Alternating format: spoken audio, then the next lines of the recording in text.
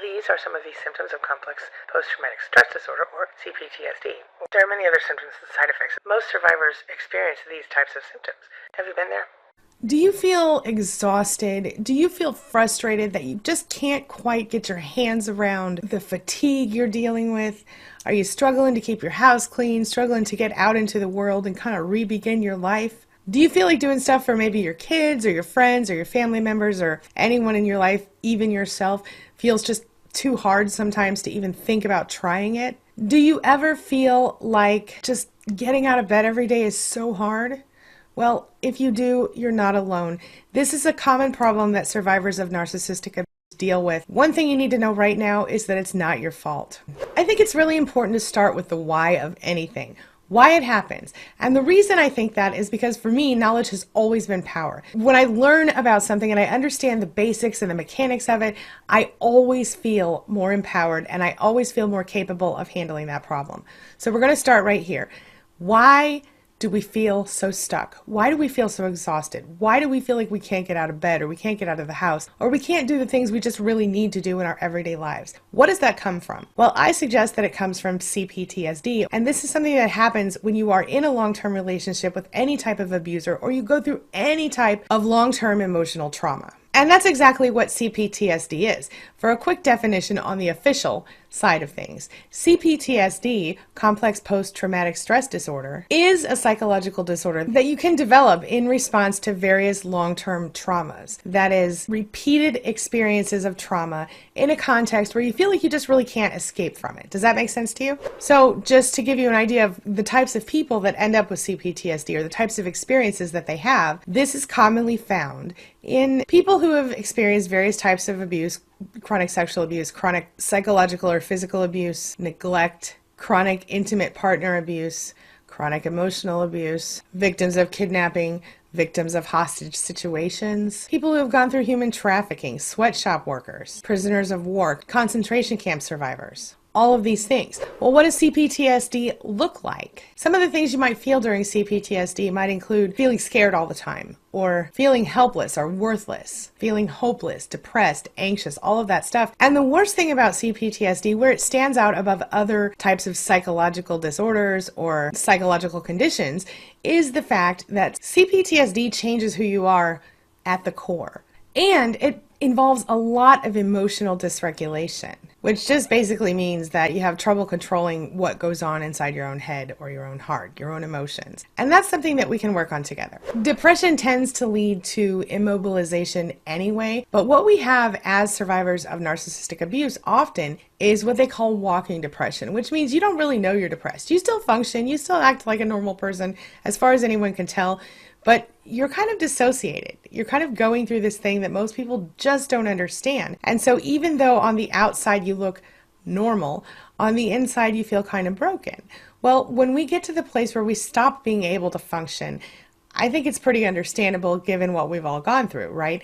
But why does CPTSD, why does recovering from narcissistic abuse lead us into feeling stuck? Why does that happen exactly? I mean, I could tell you, okay, it's because of PTSD, but what does that really mean? Let's talk about that. So if you're still in the relationship or if you're just freshly out of it, you can probably admit that during the relationship, you may have become exhausted by the abuse, by the ridiculous demands that the narcissist had on you. And if you were in one of those relationships where the narcissist required a large amount of your time or attention, you may have been so emotionally exhausted from that, that in the rare moments when the narcissist wasn't in your face, all up in your business, you might have just had to sit and do nothing, or lay in your bed and do nothing, just so that you could emotionally recover, because you just didn't have any more emotions to give other people. Now, you may have even found yourself accidentally or intentionally pulling away from other people in your life who required your emotional attention simply because you couldn't possibly give one more bit of yourself. Well, this makes us depressed, it makes us anxious, and it gives us that walking depression factor where we're functioning but we're not really functioning. Reminder, you can't stay in survival mode forever. Get through this time. Survival mode is meant to keep you alive, but at some point you must start living. Don't forget. Some of the things that you're dealing with CPTSD on a deeper level, of course you've got the depression and anxiety and the other stuff, But you might also just have persistent feelings of just being so sad. You might be persistently feeling angry, or you might even have thoughts of ending it all. That's not healthy, but it's normal for survivors of abuse. It's normal for survivors of abuse to have a moment of that. What's important, if you do feel that way, is that you don't take it lightly and that you do something to change how you feel and how you perceive yourself in those moments. Another thing that happens to us in CPTSD is forgetting stuff. It's completely possible to miss someone and to still understand that you really deserve better. Don't forget. We forget traumatic memories. We forget what it felt like to go through the abuse. We might find ourselves reliving the traumatic events over and over again, awake or asleep. We very often dissociate, where we feel completely detached from ourselves and the world around us. We feel guilty. We feel like we're, kind of stigmatized or we're pariahs in our communities. Or we feel like we're just really different from everybody else in our lives. Like we just kind of feel like we don't belong here sometimes. If we're still in the relationship, or when we were in the relationship, we may have given way too much power to our narcissist. We may have decided that our narcissist was the all-powerful person in our lives and we must obey them. And maybe we didn't decide that consciously. But on some level, we allowed them to have that power, and a lot of us feel a lot of shame about having done that. Even though it's not our fault, even though we know better now, we beat ourselves up for what we didn't know then, and that's important to remember. We shouldn't do that. Like I said, we get isolated, we don't trust people, we feel more pulled away, we feel dissociated from people, we feel distant from people. And if you're someone who had a really strong sense of faith in any particular religion or modality, and you go through this stuff, you might find yourself feeling completely separate from that. And very often people who grow up in a certain kind of religion, or people who are raised in a certain kind of way, will step away from that thing after they go through abuse, and for a number of reasons that we're not going to go into today. Those are some common things that you deal with as someone who goes through CPTSD. The other thing is the brain chemistry factor.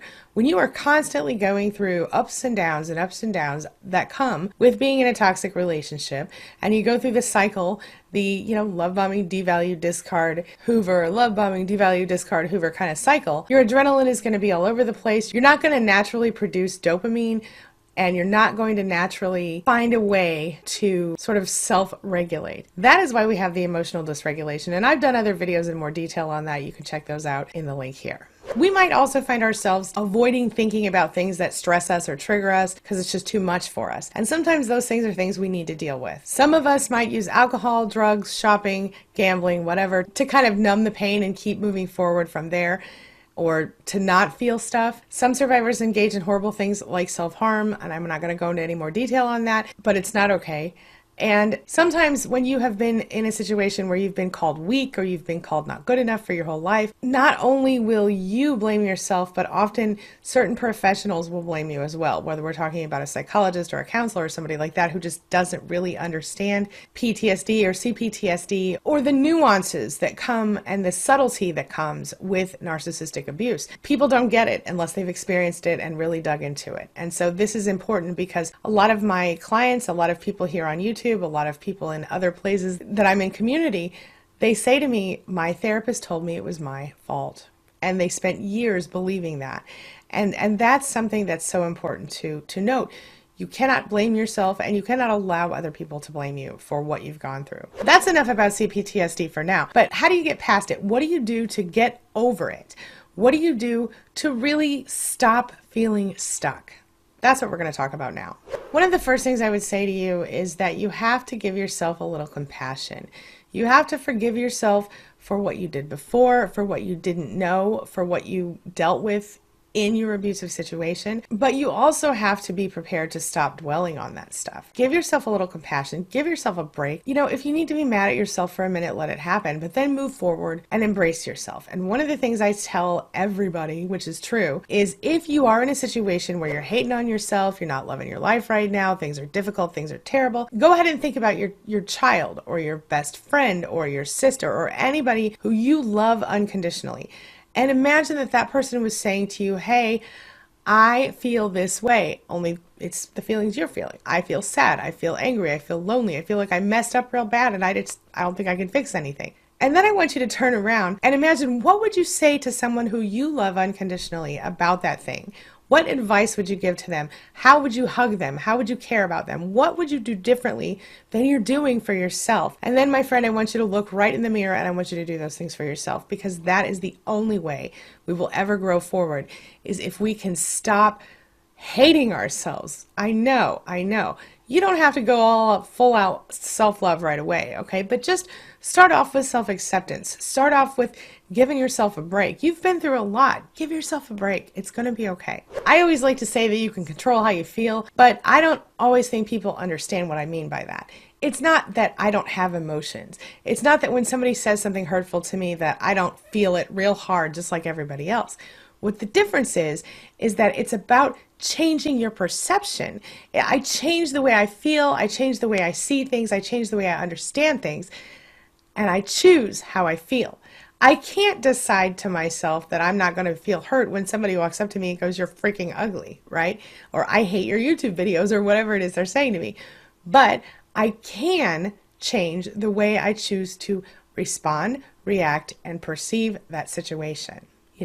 And one of my best tips ever is to not respond, react, or do anything when someone isn't trying to hear you. If someone gives me criticism that is helpful, like they say, "Oh my gosh, you talk too fast in your videos," I do know that, and I'm sorry about that. I try to talk slower, but sometimes I get excited. Anyway, that is valuable feedback. If somebody says to me, "I don't like the way that, the music sounds under the video, so don't put music in your videos," guess what? I hardly ever do for that reason, because people said that to me in the beginning.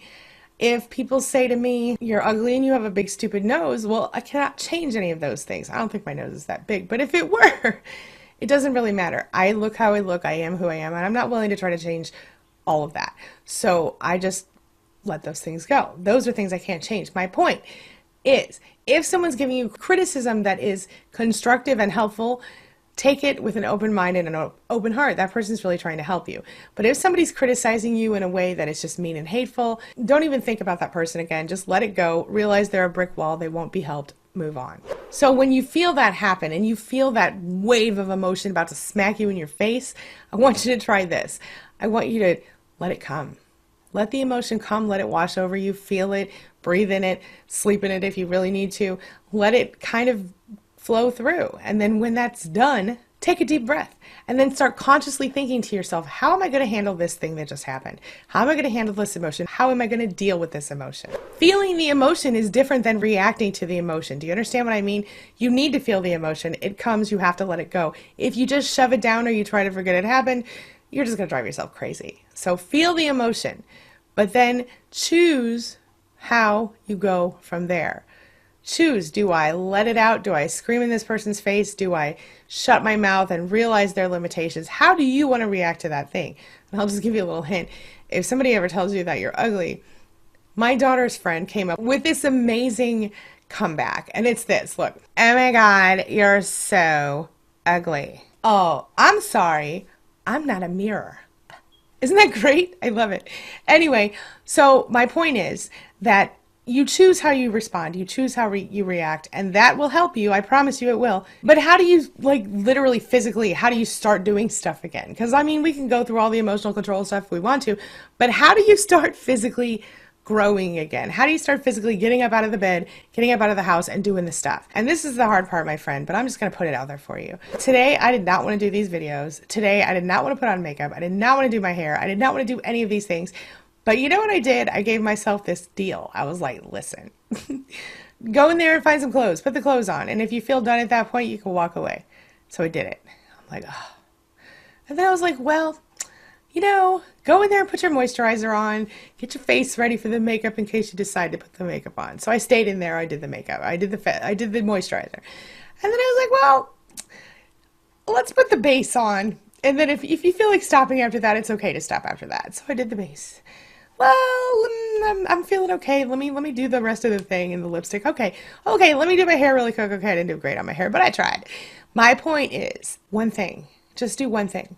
I know it seems small, but one thing. And don't rush it. If you've been stuck in your house for 6 months, tomorrow you're not going to go out and join the circus. You're just not. You're going to have to take baby steps. That's my point. Forgive yourself for your situation. Forgive yourself for what you didn't know when you didn't know it. and then just give yourself baby steps. Today, my baby steps included literally getting up and going into the place where my clothing is and picking out something to wear. That was my only thing I had to do. And everything else comes with it. Does that make sense? Give yourself permission. Give yourself permission to stop after one thing. And if you really need to stop, then stop and start again tomorrow. Okay? Give yourself one thing to do. I promise you, I know it seems too simple, but just try it.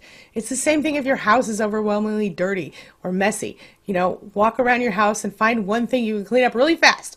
And then just clean up that one thing. I love to pick a table, because when you clean up a table, a surface makes your house look, a clean surface makes your house look cleaner. So, little tip from me to you. I hope this is helpful. I know it's not so easy. Please remember that you do go through a certain amount of grief after the narcissistic abuse ends. Even sometimes as soon as you start to realize it's going to end because you're going to leave or whatever. So make sure you take a look at the video that I've done recently on the 7 stages of grief and narcissistic abuse recovery. I'm going to show you how to rewire your brain. Now, if you're someone who consistently experiences negative emotions majority of the time, whether it's stress, frustration, anger, disappointment, depression, overwhelm, whatever it is, and you've been doing that for a long period of time, I'm talking years, 20, 30, 40 years, even 10 years, then it's going to take time. It's become a habit, and you've wired that pathway really strong, and you want to undo that and then create other ones. But there's 3 things that you can do consistently that can add to this and progress this. Number 1, exercise. Exercise and good food. Do it consistently. It's a cocktail of incredible chemicals that gets released when you exercise, and then obviously putting good food, because that's direct chemicals that you're putting into your body to start to condition yourself. Number 2, meditate. Meditate and consciously feel the feelings that you want to feel. Confidence, love, joy, etc. Third part is learn to catch your thoughts. As soon as you start to think negative things, catch yourself and change your thinking pattern. Most important. This brings me to the question of the day. And the question of the day, I'm turning it over to you. What have you struggled with in this area? Have you found yourself feeling completely stuck? Have you found yourself just not able to get out of the house at any point during your recovery? And if you're there now, what are your struggles? Tell me so I can make videos for you. If you're through it, you're past it, or you've done it and you've come back to it, what works for you? What tips can you share with our Spanily, with our community here, that will help them do a little better today? What works for you? Share your thoughts, share your ideas, share your experiences in the comments section below. Let's have a conversation about this. This is serious, and we need to help each other here. All right, that's all I've got for you right now. As always, thank you so much for being a part of my day and a part of my life, and thanks for letting me be a part of yours. It really does mean a lot to me. Please remember that you're never alone and that you always have your Spanily. Oh, before I go, make sure that you take a look at the videos I'm leaving for you right here and right here. And while you're here, hit that subscribe button right there so we can stay connected and continue on this healing journey together. I'll see you soon.